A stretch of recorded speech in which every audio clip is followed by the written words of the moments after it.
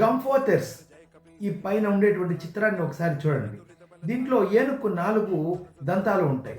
అంటే ఈ ఏనుగులకి ముఖ్యంగా మామూలుగా ఉండేటువంటి 2 దంతాలు కాకుండా 2 ఎక్కువ దంతాలున్నాయి. వీటిని జర్మన్ శాస్త్రవేత్తలు ఆఫ్రికాలో మొట్టమొదటిగా కనుక్కున్నారు.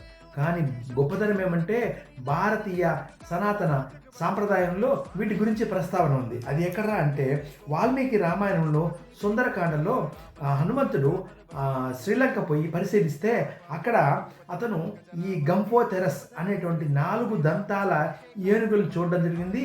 ఇవి ఆ లంకా ప్రాంతాన్ని రక్షణ నిమిత్తము ఉన్నాయి అని చెప్పినారు అనమాట. ఆయన లంకా ప్రాంత రక్షణకు సంబంధించినటువంటి విషయంలో వాల్మీకి చెప్పిన మాటలు వర్ణై సచ చతుర్ధంతే శ్వేతభరణి కాప యోవై అని చెప్పడం జరిగింది. కాబట్టి మన రామాయణంలో ఏవైతే ఉన్నాయో ఆ విషయాలు వాటికన్నిటికి కూడా సాక్ష్యాధారాలు ప్రపంచవ్యాప్తంగా కనబడుతున్నాయి. ఇంత గొప్ప చరిత్ర మనకు మాత్రమే ఉంది. వీడియో నచ్చితే లైక్ చేయండి, షేర్ చేయండి, సబ్స్క్రైబ్ చేయండి.